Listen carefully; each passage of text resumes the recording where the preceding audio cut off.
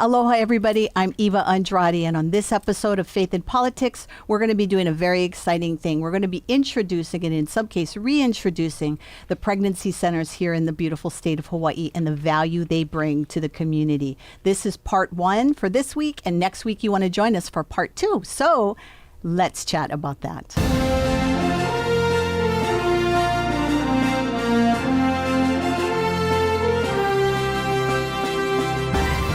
As the storm raged around the panicky disciples, Jesus slept.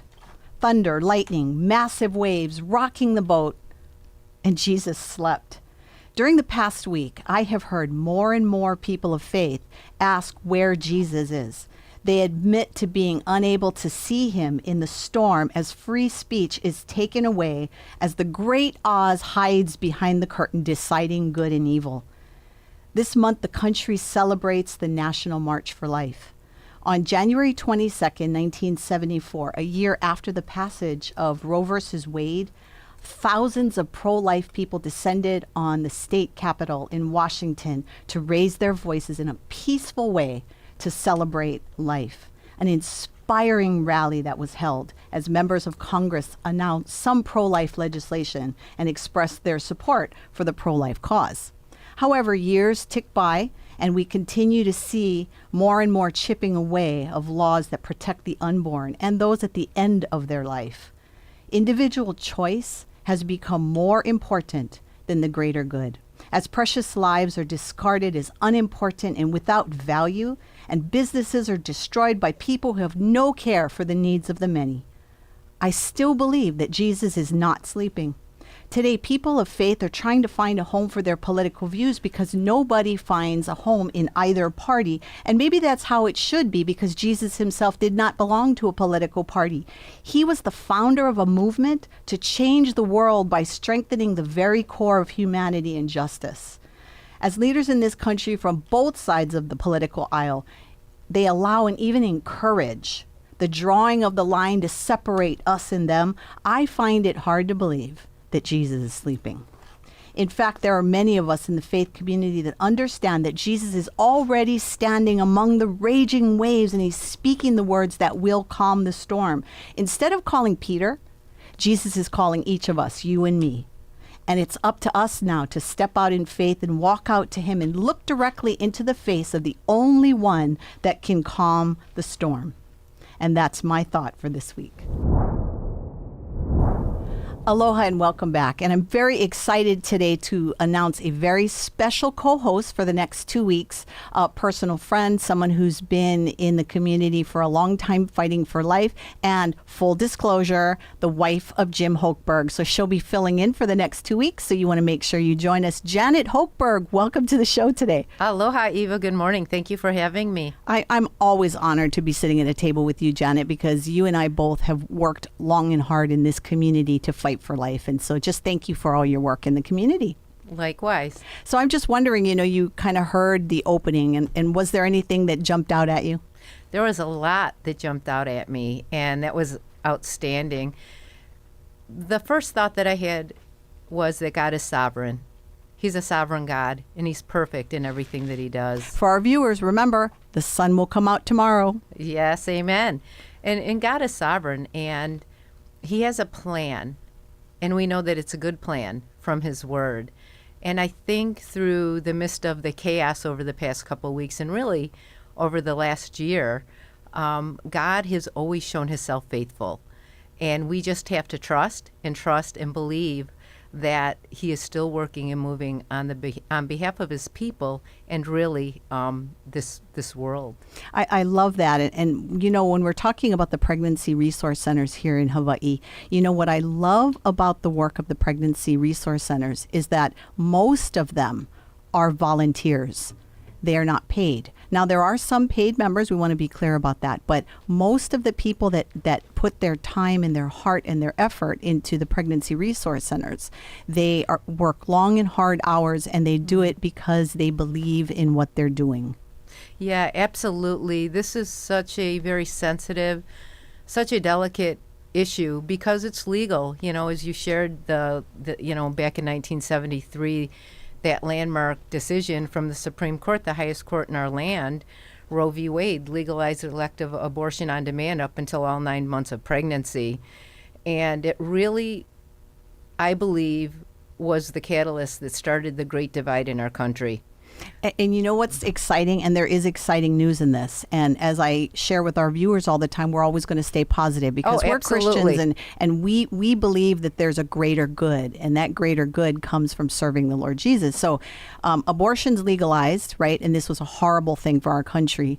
It was a horrible thing for our nation. It was a horrible thing for the world, for all of these countries that began pushing this. But Christians decided that they were going to fix this by allowing a place that women who were facing unintended pregnancies, unplanned pregnancies, could go to get love and support.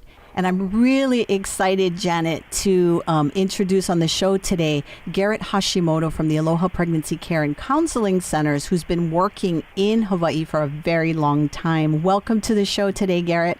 Aloha, and I'm proud to say that at the location we were at in Kaneohe, it was formerly a Planned Parenthood location. That's so awesome. Now tell me, how old is the Aloha Pregnancy Care and Counseling Center? 23 years old. 20, almost as old as you. 20. Oh, thank you so much, Garrett. You're so kind. So 23 years of serving the people of this beautiful state. Tell me, Garrett, what is the most exciting thing there is for you in running a pregnancy resource center? Well, it's hard to say, but first of all, it's the joy in our clients' eyes. Of those, who wanted a pregnancy, who know that they're pregnant, who see the ultrasound. And we've had so many miracles here that it's hard. We had a lady whose husband, a Marine, was adamant she was going to get an abortion, but we put her on the ultrasound table, and I think Steve's sister was doing the ultrasound, and she told him, "Sir, you got to see this." Said, no, we're going to you got to see this. He looked, and the baby was saluting in the womb. Oh, my gosh. And that big Marine almost fell, his knees buckled. Because the Lord God knows exactly what he's doing at every single moment. I think that is so, so awesome. I know, Janet, you were kind of, you as Garrett was talking, I know that you were thinking of something. So go ahead and ask your question. Garrett, thank you. Thank you for your frontline faithfulness to the unborn. You've been such a pioneer here in the islands, and we salute you for that in your team. I wanted to ask regarding the ultrasound, what is the percentage of women who come in abortion vulnerable or abortion minded, and once they see their unborn child through that lens, choose life? It's for me, I would say it's 100%, but for others it might be 98%, it's a very, very high percentage. Well, because once they see that child, it's a child. Yeah. I have a really good friend, Garrett, and I know, Janet, you've also been doing this a long time. I have a really good friend that she's had 3 abortions in her life, and this was back in the early days, right? And the first 2 abortions she had, and she talks about that it went very quickly. And because, it's a blob of tissue, you don't think about it. The third one that she had, for some reason, the staff walked away and she just happened to be left in the room, and she leaned over to look at whatever it was that they had done to her. And I don't know the procedures as well as you guys, because you guys are there on the road, but she said she saw pieces of her son. And she realized at that moment that she had chosen to take the life of her baby boy, and that haunts her to this day. And so going back to Janet's question, if someone can see what's happening on that ultrasound, it absolutely has to make a difference. It's really horrific. They have to tear up the baby, then take it all out and put it back piece by piece.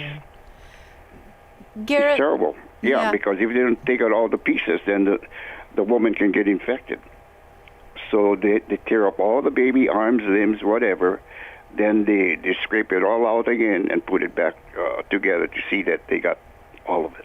Now, I know we don't have a lot of time with this interview with you, Garrett, but I know, Janet, you had a question for him? Yeah, I'm really excited. I think this is so powerful to have you strategically positioned in the community where you are. And, you know, what the devil, wants for evil, God turned it around and kicked Planned Parenthood in that location to the curb. And now life, not just life for families, unborn children, their kiddos, but eternal life through faith in Jesus Christ. So these kids are going to have an opportunity now to become everything that the Lord is, designed them to be. But what I wanted to ask you is, so you're a medical model. So what is the difference of back in the early days, they were called crisis pregnancy centers.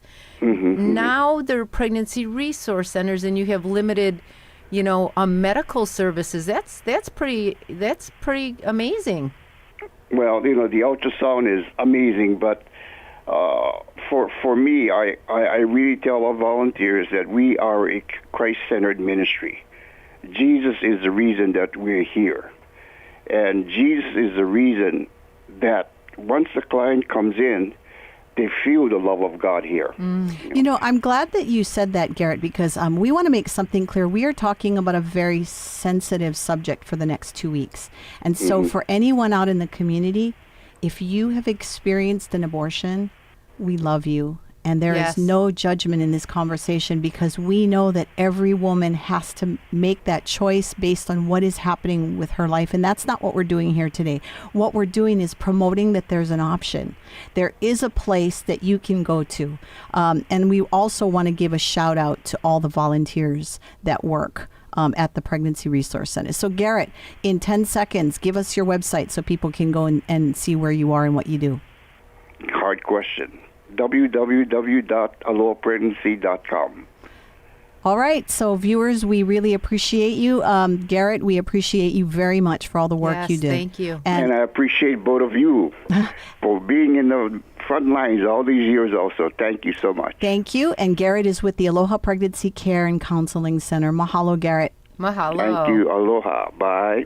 For people that tune in to the virtual March for Life that you and I are going to be plugging for the next 2 weeks, people are going to get to hear your testimonies. They've got to watch on Calo TV on January 22nd at 4 p.m. Or watch live on YouTube at Calo TV. So, Janet, we're going to be giving your testimony. Plug in, people. It's going to be really good. Trust me. But, Janet, I know that as Garrett was talking, give me your thoughts in 10 seconds. Just what a beautiful ministry. It's a place of hope, a place of healing, where you get real truth and real facts about life, about the sanctity of your unborn child in your mother's womb. I mean, Jesus came through a mommy, right? And so I'm very proud of them. They've stayed steady. They've stayed the course. And there is no judgment. There is no condemnation. It's about hope. It's about compassion. It's about loving you whether you decide to have an abortion or not. All right. We'll be back with the pregnancy centers on the Big Island. Join us for a March for Life special broadcast of One Life Matters. You are God's masterpiece. A 2-hour special bringing awareness and information on how to fight for life. Featuring local pastors, leaders, and much, much more. Friday, January 22nd, 4 to 6 p.m. Broadcasting on Calo TV, YouTube, and Facebook. Invite your friends and family as we remember that one life matters. In fact, you are God's masterpiece. We have a mission here at Calo TV. We continue to be the only local Christ-centered media outlet in Hawaii. God has planted this station to nourish believers and to harvest souls for eternity. It's a calling we hold dear, and today we need your help. Partner with us as we continue to create original local programs. We're so very grateful for that whole journey. Walking down to our story room. Oh my God. Showcase solid biblical teaching. We reach more people in one day with the broadcast of the gospel. It's music to God's ears. Improve our infrastructure and influence social media. Are you willing to labor with us for Hawaii, for your ohana, for the next generation? Go to calotv.com and partner with us today. Aloha and welcome back. And it was so good to hear from Garrett Hashimoto at the windward side on the island of Oahu, the Aloha Pregnancy Care and Counseling Center. But now, Miss Janet, we are going to be jumping to the beautiful Big Island to Corey Wirtz from the Pregnancy Center of Kona. So, Corey, welcome to the show today. Thank you. Thanks for having me. Oh, we're very pleased to have you. And my co-host, Janet Hochberg, is also with us, Corey. Aloha. Good morning, Janet. Corey. Hi. Good morning. Okay, so first and foremost, tell us about the beautiful center that you have there in the beautiful town of Kona. Yeah, thanks. So we have been serving the Big Island since 1992. And we provide pregnancy testing, ultrasounds, basically any support that either a couple or a single girl would need when she finds out that she's pregnant. So we do see families come in who are expecting to be pregnant, but we see a lot of girls who have come in with unexpected pregnancies. So we're able to really wrap around someone who doesn't have that support. So we have our medical services that we provide, and then also just that tangible support of getting her connected with the resources that she needs to choose life and to keep her baby, and then also to be successful and learn mothering. Yeah. I love that you said that, because one of the things that is not true about the pregnancy resource centers that we hear all the time is all you guys do is pregnancy tests. So you did a really good job of explaining that there's a lot of resources that are available there. So thank you so much for all that you do for the community there in Kona. Yeah, thank you.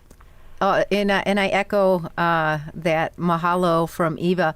So what is so cool about these centers that are positioned statewide here in Hawaii is that you nailed it, Corey. These are comprehensive services that have a limited medical model, that have wraparound services where, the pro-abortion community tells us, well, okay, you guys want to save the baby, how do you help the mommy and the families? Great, you're saving all these babies, but what happens, when these young teens come in that don't have jobs, can't provide for themselves? And this is exactly what it looks like. It's a community of committed and dedicated people to ensuring the overall welfare, safety, and protection of these mothers, their babies, and their families, have everything that they need. And that could be an adoption referral. It could be fostering. It could just be, somebody from church going to sit and babysit her other kids because she's taking her new baby that she didn't think that she could keep, to a doctor's appointment. So I think it's just creating that education and awareness that it's more than just saving a baby. It's growing our community together as a family. Corey, what I'd like to hear is why don't you tell us one of your stories of hope? Well, one of my favorite ones is a girl. She was actually one of my first clients that I saw after taking over as the executive director. So it has stuck with me this whole time. But she came in really considering abortion. She had had one previously, and she just felt completely alone, sat down, and I basically just asked one question, and she just totally opened up and told me her whole story. And we spent a lot of time together. And her main concern was just not having support, even though she knew in her heart that she wanted to be a mom. She just didn't know how she was going to make it happen, and she didn't have a stable place to live and just all these barriers. So I was able to really reassure her that there are actually so many things available for her in her community, and that I would be with her, every step of the way. And we were able to do an ultrasound that day, and she was a little farther along than she thought, too. So we were able to see just a super cute baby jumping around in there, and it just completely opened her eyes to what was going on inside of her body, which I am super passionate about, these girls really understanding what's going on with them. And anyway, so after that, she did decide to keep her baby, and we really walked together all through her pregnancy. She would come in and do, we do little pregnancy and parenting things together. And then what I really love is that we were able to provide her with tons of material support. So her mom ended up moving here to be able to support her, which was awesome. So she had a stable place to live now, but she still needed car seat, stroller, all of those things that we were able to get for her. And then a few weeks after she had her baby, actually, the University of the Nations, YWAM, which is here in Kona, contacted me because a friend of mine actually had just fixed up a new car. So they had a car to donate. And so I was able, she was coming in that week anyway, and just so I could see the baby and everything. And so I was able to basically give her a brand new car. And that to me was a super beautiful story of really being able to consistently stay in contact, but then also help her meet those needs. So now she's able to have a stable job because she has a car, and that cycle is able to kind of be broken a little bit. I love this, but I just want to make it clear so people that are watching, I don't think you can all drive over to the pregnancy center there in Kona and expect them to give you a car. Correct. I think that's really that's true. Yeah. But what this does show though is that you will go above and beyond to do what you can to help each girl individual that shows up. I'd like you to answer a question that I hear a lot too about the pregnancy centers. Do you guys force people to get prayed over? Of course not. No, we are open completely to being a safe place for people. So we are. When people are open to that, we absolutely do ask, and we offer spiritual support. But if someone is uncomfortable, and even having those conversations about God, if someone's uncomfortable, we really respect what they are comfortable with. Our main goal is that they feel like this is a place that feels supportive and feels, safe for them to share in.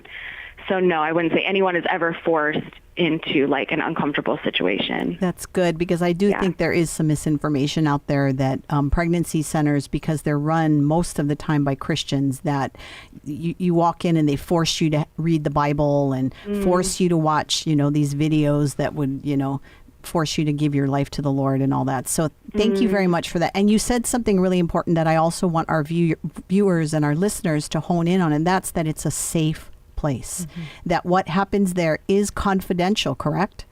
Yes. Yeah. All of our services are confidential, so no one has to worry about anything that they share. We really desire a place where women feel like, okay, this is a place that I can come, even afterwards, after they've been a mom for years and maybe just need a place to come back just to get some support in that also. What is the age of your youngest customer? We see, this year our youngest was 16. So I know in the past we've had younger girls, but for this last year our youngest was 16. But we don't, at any age at this point. That's great. And I love what you guys are doing. So Janet, do you have any questions for her before we get into where she's at and how they can find her? I think she just wrapped it up in a nutshell. It's just a safe place. It's a refuge. It's a place of hope and healing. Do you provide any type of post-abortion services? We do, yes. So the other things that people might not know that we provide is support for grief recovery. So if that's miscarriage loss, baby loss, or abortion. So we provide one-on-one counseling, and then we also do have a Bible study for Christians who want to go through that. We also do deeper still retreats. This is a new thing that started last year, and then because of COVID, things have been put on hold a little bit. But that's basically a retreat that you can come to for a weekend with others who have had abortions in the past and just find further healing. I love that. And then if churches reach out to you, are you willing to work with churches or any community absolutely. Organization that wants to know more about what you do? Yeah. The other one quick thing also is that in the next month or two, we're actually working towards rebranding and going to be changing our name. But with that, we're adding women's health services as well. So if a woman who has decreased access to get to the doctor quickly, or there's something going on with them, we have providers who are going to be able to see them for women's health issues also. Okay, well, great. So before we let you go, can you let our viewers and listeners know what your website is so that they can find out more about you? Yeah, so we're at tpckona.com. So that's the pregnancy center. So tpckona.com. All right. So people, make sure you take an opportunity to go and check them out. And she said they're going to be rebranding, but go to the website, get their numbers, call her up and talk with Corey. I'm sure she'd be happy to answer all your questions. Corey, thank you so much for all that you do for the community in Kona on the Big Island and for the churches and just the state of Hawaii. We really appreciate you. Yeah, thank you. Have a great day. Thanks. Oh, Janet, I'm so excited. First we talked with Garrett Hashimoto from the Aloha Pregnancy Care and Counseling Center in Windward, Oahu, formerly a Planned Parenthood location that is now saving babies and praying with women. And then we jumped to the beautiful town of Kona. I love this whole state, every island. But tell me, because you actually volunteered for a while at the Aloha Pregnancy Care and Counseling Center, so you actually have some experience. Things are a little different there now, so it probably doesn't run exactly the same as when you were there. But let's talk a little bit about the hard work of the volunteers that give every moment of their life, sometimes without pay, but because the Lord has called them to do this in the pregnancy centers. Share with us some of your thoughts about that. Thank you. Just absolutely wonderful people that want to really support, I think, first the unborn child. I think people are very, very, very deeply again, passionate is the only word. Their heart is just to rescue that baby. And so in doing so, they're willing to make those sacrifices, to show up to the centers, to sit there with these women, to hear their stories, to provide the pregnancy testing, to let them know that they're loved no matter what. Yeah. And that you can come back here as many times as you want. Our doors are always open to you. So it does take a big commitment, but it's so deeply rewarding. You hear these stories today of these mommies that were going to choose death. And I think you made me think of something as you're sharing this, because something that Corey said, it's not just the women. Men can also go to these pregnancy resource centers if maybe their girlfriend or wife or sister is considering an abortion. They can go there for information as well. And I love that, because the volunteers are not all women. There are some men that have been called to volunteer their times, their mana'o as well, right? Exactly. And that's like the story Garrett shared about with the volunteers. Well, the founder of Aloha Pregnancy Care and Counseling Center, or the Aloha Pregnancy Center, is Steve Holk. And he was the first one to set the stage and get these centers rolling statewide here in Hawaii. And, hats off to him. Well, except for Pearson Foundation, who was here yes, way and the before Pearson, that. Yes. Again, though, another man. Yes, another man. So men, you have a role Yes. in this discussion about abortion. Very important. Yes, I understand that it's a woman's body. I'm a woman. I get it, right? But at the same time, you, the man, had a role to play too. That baby is half you. So, the thought of it's your child as well. Remember that this baby that's being carried in the mother's womb is two parts. And we really want to do that. So, Janet, we're getting ready to jump into the next portion where we're going to be talking to the beautiful pregnancy center in Hilo. But 30 seconds, Janet. Why don't you tell us why somebody should go to a pregnancy resource center? Because you are going to be welcomed with open, loving, nurturing arms. You are going to know that nobody is looking you in judgment, that they're authentic, they're sincere, and they're concerned about you and your baby if you are pregnant.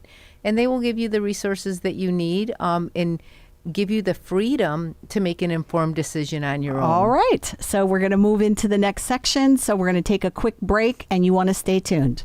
Mahalo. Join us for a March for Life special broadcast of One Life Matters. You are God's masterpiece. A 2-hour special bringing awareness and information on how to fight for life. Featuring local pastors, leaders, and much, much more. Friday, January 22nd, 4 to 6 p.m. Broadcasting on Calo TV, YouTube, and Facebook. Invite your friends and family as we remember that one life matters. In fact, you are God's masterpiece.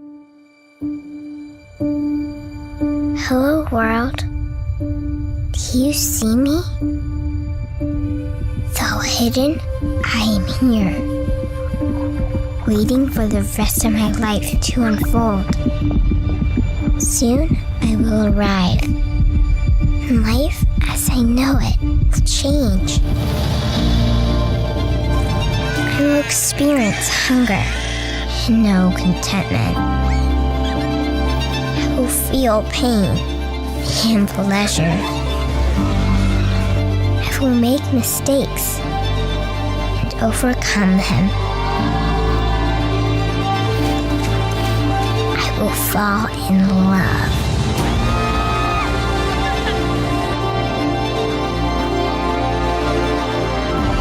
And someday I will also bring new life into the world. Or will I? It's really not up to me. My entire life is before me. If only it is allowed to continue. Be my champion in the fight for my life. Aloha and welcome back. Boy, Janet, I'm just so stoked because, we talked with Garrett Hashimoto from the Aloha Pregnancy Care and Counseling Center on the windward side of Oahu. We talked with Corey Wirtz, who's with the Pregnancy Center in Kona. And now we're moving over to the rainy side of the Big Island, Hilo, and we're talking to Ashley Barheit of the Ohana Pregnancy Center of East Hawaii. Welcome to the show, Ashley. Thank you for having me. Oh, we're very honored to have you. So, Ashley, why don't you start with giving us a little bit of a history of that beautiful pregnancy center out there in the rainy town of Hilo? Absolutely, yes. It is quite rainy over here. So we started towards the end of 2018 as an offshoot of Kona Pregnancy Center. Kona has a beautiful history of serving our island here for over 25 years now, and there had just been some members in the community here on the Hilo side, including Dr. Shalon Craddock, one of our local pediatricians, and just the Lord was stirring in all of our hearts just at about the same time, and they reached out to Kona and said, hey, how come we don't have a center over here in Hilo, because this is where most of the abortions are performed on the island is in Hilo. We have a high population over here. How come we don't have one of these over here? And Anna, the director of Kona at the time, was like, well, we've actually been praying for several years to reach out to that side of the island. So God's timing just worked that out. And within a couple months, we had a space. We had our first volunteer training. We had our team, and everything just fell into place. I love that. And for listeners that don't live in Hawaii, they're like, what? Come on, those islands are small. But people have to understand there's a distance between Kona and Hilo. And so if you're on one side of the island, it's kind of a drive. But I want you to address something that Janet and I, who work at the legislature and fighting bills at the Capitol, one of the things we keep hearing from Planned Parenthood is that women cannot access abortions on the neighbor islands. What is your experience in that? Do you believe that's true? I don't believe that's true, honestly. At least in Hilo, we have several local OBGYNs here that are still performing abortions. Several of them will perform what's considered no questions asked abortion. So you can have as many as you want up to a certain age for whatever reason. We also have heard from several women that even if they are too far advanced in the pregnancy here, they typically don't do them on the Big Island after about 20-ish weeks, but there are exceptions to that. But many of their doctors have told them, well, if you have Quest, then you can just fly to Oahu and they will take care of it for you. So we've had several women that have told us that that has also been the case. And so they will pay for the plane, the hotel room, they'll set up the abortion on Oahu. So if women really want to have one, it is very accessible to them. Yeah. We also... I think the other thing, I'm sorry, Ashley, I think the other thing too is that in this idea of them having to catch a plane, we are not talking about where the plane ride takes a day to get there and all that, because some of the arguing we're hearing is that it's a time thing, right? Because you have to have an abortion legally by a certain time. So they're saying, you know, it's a hardship on the woman if she's got to get on a plane and fly to Oahu for whatever reason to have these abortions. So what are your thoughts on that? I mean, part of me kind of takes a little confusion to that because our plane rides over to Oahu are only about 30 to 40 minutes long, which is basically on the mainland, that would be like a car drive to go see a doctor. So I have a difficult time with that. And like I said, there are many OBGYNs here that will perform abortions even past the 20-week mark. It's just dependent on the situation and their insurance. But there's definitely a community of doctors here that are more than willing to go to whatever lengths necessary if the woman really wants it and the doctor believes that it's best. Yeah, and I think the other thing, too, is we do want to make it clear that there are many OBGYNs that will refuse to do abortions. So we're being honest about that. And so there is some issue that we might be able to see what they're saying as far as access, but we really appreciate that you're sharing as someone who's on the road there. Yeah, and, you know, hats off to you and your team over there. And I think it's, again, it really solidifies and drives home the point of the critical role that you play in community. You know, giving an alternative, you know, a place for these women to go, another option, the real option, the truthful option, that, you know, the development of the baby in the womb. And you think, you know, I think the legal limit for abortion is 5 months and 23 days. But, you know, and then the whole question of the access, but to know that you are a city on a hill, a beacon, you know, a lighthouse, you're a place of refuge and hope again for these women that who may have went and had an abortion at these later stages. I mean, abortion is never good, you know, one day, you know, 1 week, whatever the development or trimester, the mommy, you know, the baby is in mommy's womb, but that you've prevented that fallout and that aftermath and horror of, you know, the post-abortion woman, of just that emotional and psychological and physical, you know, pain and suffering that takes place afterwards. So I really thank you for you know, stepping out and putting yourselves on the rainy Hilo side. That's my favorite place in the whole wide world. I love it. I mean, it is a beautiful place. So Ashley, I'm curious. You also do counseling for men, correct? Correct. Yes, we do have a fatherhood program as well, and that's one of my biggest passions in this ministry is the fathers. Good, because just as I'm sitting here talking with you, it just kind of occurred to me. Do you have a story of hope about a gentleman that you worked with? We have had some really positive responses. My husband is one of the ones that helps with the fatherhood counseling side of it, and I'm trying to think of a specific one. But one of the times I know that we had a woman that we were counseling with a positive test, and she was a little distraught, and she didn't want her significant other to come back.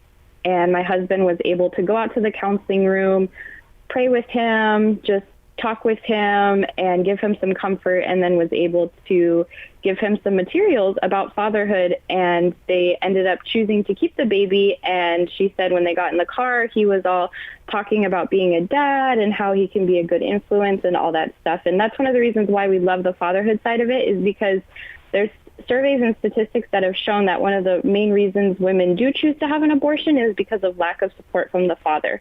And so we try really hard to get them even if we can't counsel them, but at least to get them to the ultrasound so that they can see that little baby moving around, and then it becomes a lot more real and a lot more clear to them as well. No, that's so good. And, I always want to make sure that our viewers and listeners understand that we are never making the claim that women should stay with a man who's abusive, who does any kind of harm in the relationship. That's not what we're saying here. But we are saying that if there is a man who's struggling with this potential pregnancy of his wife or girlfriend, that there is some hope and some resources for him as well.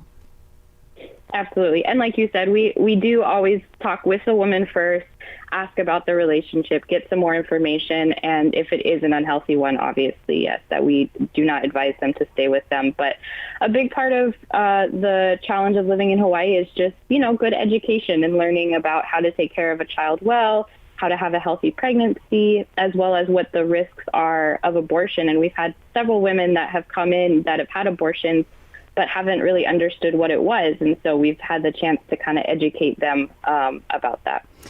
Another thing I was thinking as you were sharing, Ashley, is that, the pregnancy resource centers, all of them, you partner with other organizations as well, right? So like if you had somebody came in that was experiencing domestic violence, or somebody that you came in that you saw might have a drug abuse problem or whatever, do you partner with other organizations there on the Big Island? Absolutely, especially when we started, but even now, it's a little different with COVID, but we go to lots of local community, like fairs and gatherings. I have a whole document of counselors and support programs and other people that are doing things here in the community with things like drug abuse, homelessness, that we can't meet every need. And so we will work with the women and the men to get them in touch with those resources. And I think that's a big, important part of the pregnancy center movement, is getting yourself in that community nice and firm so that they see your benefit, but then you also help build up their services and can help just build a stronger community for everybody. Great. So in this last couple minutes before we cut you loose, I know Janet has a question for you. And then when Janet finishes her question, if you can give everybody your website so that people know how to visit you. But let Janet get her question in first. Yeah, thank you, Ashley. Ashley, for everything you're doing. So teenagers, do you have a clientele? What is the age group, and what is the role of the center regarding abstinence-only education, and is that important today? So I'll answer kind of the first part of your question with teenage clientele. We actually do have a significant teenage clientele. We've had several teenage pregnancies, and we are happy to report that, with the exception of one, all of them have chosen to carry, which is huge with teenagers because there's a lot of external influences with teenagers, such as parents and school and stuff. But with all of the cases that we've had, we've just plugged them in with really good resources. We've done a lot of teaching and training at the center to help them see that this is something that they can do, and making sure that they have good support to go back to school and those types of things. So we sadly do see a lot of teenage pregnancy here on the island, but we are working really hard to get ourselves in that age group, and we work actually with some of the schools here and the counselors here so that they have our information so that if a pregnancy comes their way, they can send them to us. Great. Go ahead. No, go ahead. And then on terms of abstinence, that's actually one of our new things that we're working on this year. We haven't done very much one-on-one with students yet, but that is one of the things that we are working on this year, is building out a teenage abstinence program and hosting youth groups and school groups. We have a couple of connections in the schools, like I said, so we're working on building a holistic, school-approved prevention program because they don't really have one of those yet right now. And so we're hoping to fill that gap. Obviously, with COVID, it's been a little bit of a delay there because they're not meeting in schools and all sorts of things. But we also recently purchased a program to host youth groups as well and educate teenagers in that way through the church. Great. So here you go. What's your website so people can learn more about the Ohana Pregnancy Care Center of East Hawaii? All right, so our website for our center is ohanapregnancycenter.com, and then we also have a supporter page, which is ohanapregnancycenter.org. And then we're also on Facebook and Instagram at Ohana Pregnancy Center. And then if you have any questions at all, want to reach out to me, just email me, Ashley, at ohanapregnancycenter@gmail.com. Great. Thank you. We'll see you in a minute. Why is abortion such a big deal? Well, first of all, the termination of life, period, ought to be a big deal. Every reasonable, thinking human being should defend the right of an unborn child to come into this world. People will say, they'll argue, well, you know what? The woman has the right to her own body. This is true up until sexual engagement. In that instant, the woman now has inside of her another human being.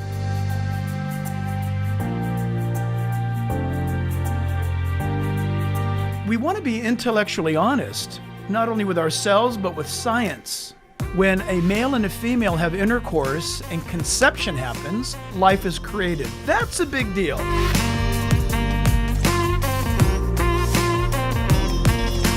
So for her to decide now, after the fact, I have control over my body, no one's going to tell me what to do with my body, it's too late. For us to say, you know what, I don't want the child, I now sanction the extermination of this child. You got to understand something. If you're a pure biologist, you're terminating life. Proverbs 31 verse 8 says, "Open your mouth for the speechless in the cause of all who are appointed to die."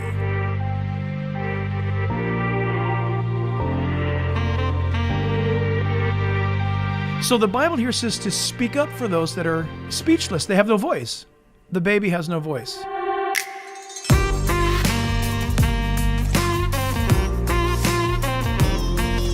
For me personally, I will unwaveringly, without flinching, defend a child's right to live because I survived an attempt on my life, and I believe that God wanted me to be here.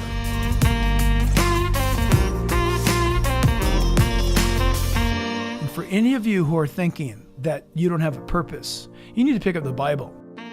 You can find out there that the God that is the creator God of life has given you a purpose to live. Join us for a March for Life special broadcast of One Life Matters. You are God's masterpiece. A 2-hour special bringing awareness and information on how to fight for life. Featuring local pastors, leaders, and much, much more. Friday, January 22nd, 4 to 6 p.m. Broadcasting on Calo TV, YouTube, and Facebook. Invite your friends and family as we remember that one life matters. In fact, you are God's masterpiece. Aloha and welcome back.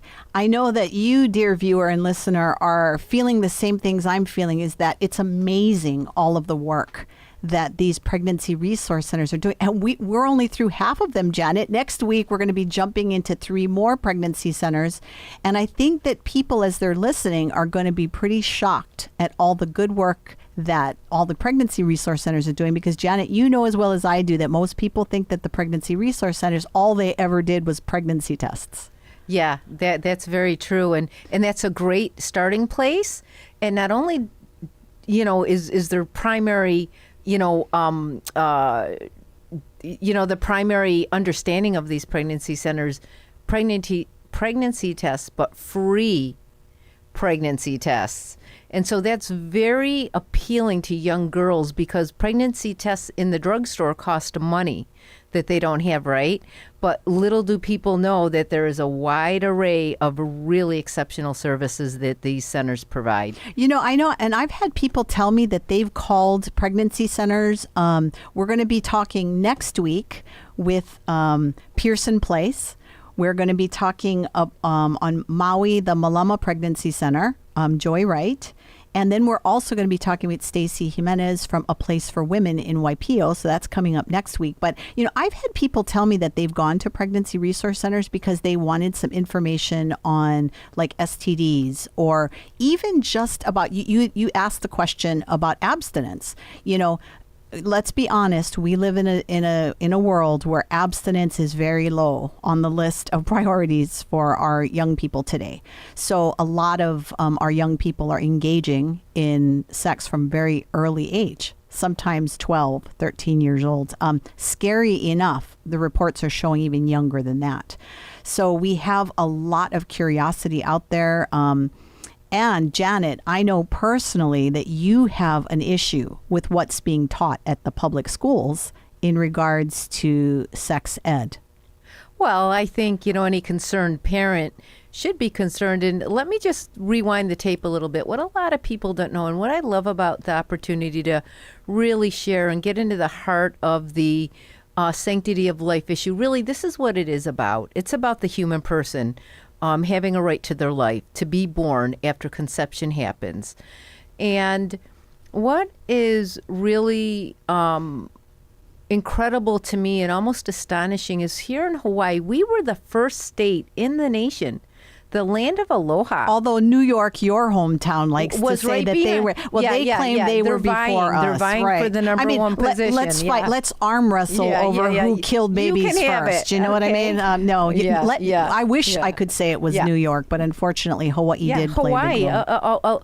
A place where ohana is held in high esteem, where our family members, from our babies, our keiki to our kupuna, are cherished and beloved. And so what I find just really amazing here is that I think it was said really well by one of the center's executive directors earlier that we are missing a really critical component on this issue, and that is really educating community, because this is such a delicate topic. People don't want to look at abortion. They don't want to talk about it.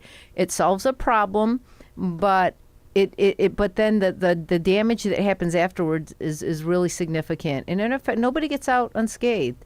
So here in Hawaii in 1970, March 13th to be exact. Act 1, Act the very 1. first thing that Governor Burns decided to ignore, because basically he didn't sign it into law and he didn't veto it. Exactly. So abortion became legalized. They codified it into law, as you had shared. But what's amazing, they had some stringent restrictions back in the day. One was giving a birth certificate to the baby after the baby died. One was residency requirements, all kinds of provisions, I guess, to, I think, allow the time for a woman to maybe rethink, right? Or whatever it was. And we did not have the ultrasound technology that we have today. So there's a lot of unknowns. And this was, remember, before Roe versus Wade legalized it throughout all 50 states. Here in Hawaii, from that time in 1970 to current, there is no requirement for parents, for you as a parent, to be notified from a doctor or a healthcare provider that you're a minor.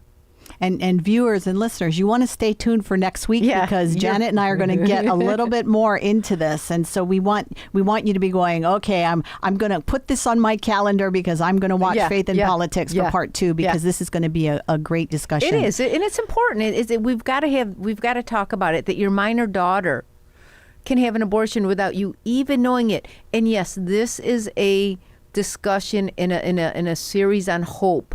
It's on encouragement in being there for one another. Yeah, and I think it's really important that we keep the conversation that we don't want any individual, any young girl or older woman to feel like they're alone when they face a pregnancy that they did not plan. Correct. We want them to have a community that comes alongside them. We want to encourage them to have a relationship that is supportive, because we know that even if the woman chooses to have an abortion, her life is changed forever. And sometimes that is not the follow-up that they get. And so they hold this inside. And again, you want to plug into the March for Life on January 22nd. It's going to be on YouTube, Kalo TV, Channel 25 Spectrum at 4 p.m. So you want to plug into that, because you're going to hear things and see stories that's going to just blow you away. So make sure that you do that.